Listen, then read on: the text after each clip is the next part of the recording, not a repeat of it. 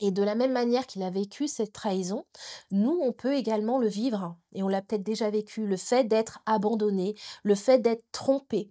Donc cette trahison que tu as vécue, le Seigneur veut t'en guérir parce qu'il est venu pour guérir le corps et l'âme. Le Seigneur t'invite à le laisser entrer et toucher ton cœur pour guérir ta blessure, parce que lui seul peut guérir l'âme. Bonjour, bienvenue sur Vitamine J.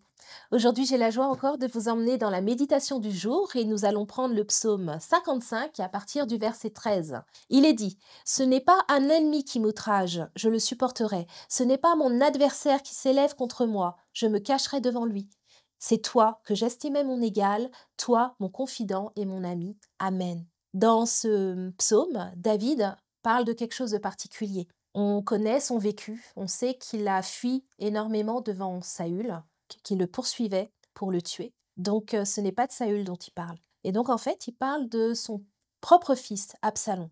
Absalom a trahi David. L'historique, c'est que Absalom a tué son frère Amon, qui lui avait violé sa sœur Tamar. Ça, c'est assez compliqué, il faut suivre. Et donc, après cela, il s'était enfui. Et David l'a gracié, lui a permis de revenir auprès de lui. Et donc, pendant tout ce temps, après, pendant exactement 40 ans, Absalom s'est tenu aux portes de la ville et a comploté contre son père en rejetant la justice que pouvait apporter son père et en se proclamant, lui, plus juste.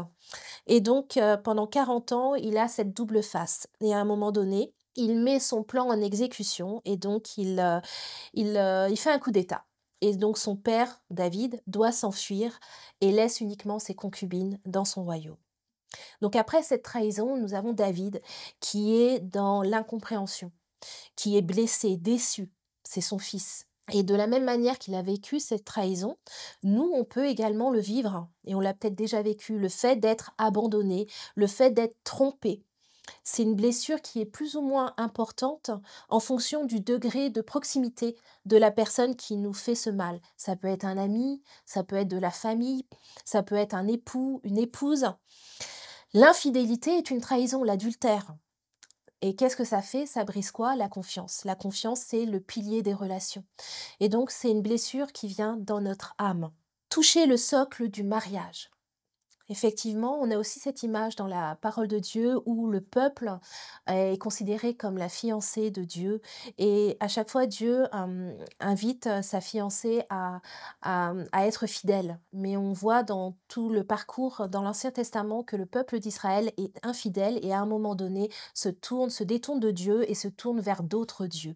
Et donc le plan parfait de Dieu, c'est Jésus-Christ et il a amené à ce que cette fidélité soit faite par lui-même à travers Jésus. Et donc son plan, il a donné Jésus afin que nous soyons sauvés et que nous ayons à nouveau cette relation, cette proximité avec lui. C'est le plan de Dieu. Jésus, de la même manière, a vécu aussi cette trahison avec Judas, qui l'a vendu pour 30 pièces d'argent. Et ce qui m'a encore plus touchée, et Jésus est notre exemple parfait, c'est que Jésus a connu le cœur de Judas. Et jusqu'au bout, il l'a aimé. Je vais valider ce que je dis avec Matthieu 26, verset 50, où Jésus dit: Mon ami, fais ce que tu es venu faire. Il l'appelle mon ami. Jésus nous appelle nous appelle et nous dit que nous sommes ses amis, alors qu'il connaissait le cœur de Judas. C'était pas quelque chose d'ironique, c'était vraiment son cœur. Il l'a aimé jusqu'au bout, alors qu'il savait ce qu'il y avait dans le cœur de Judas et comment il allait le trahir. Jésus a été trahi aussi par Pierre, oui, qui l'a renié 3 fois. Et cette fois-ci, Pierre, c'était par peur, mais peu importe, dans le cas où, voilà, ce qui reste, c'est la trahison. Et ça me fait penser je vais donner un exemple tout simple où, par exemple, tu es au collège, au lycée ou ailleurs, où tu as des amis proches qui te partagent leurs secrets et du jour au lendemain, parce que tu veux changer de groupe, tu veux être dans le groupe des populaires, tu vas divulguer les secrets de tes amis pour te faire une place dans un autre groupe. C'est de la trahison. Donc cette trahison que tu as vécue, le Seigneur veut t'en guérir parce qu'il est venu pour guérir le corps et l'âme. Il est dit dans Ésaïe chapitre 53 verset 5, c'est par ces meurtrissures que nous sommes guéris.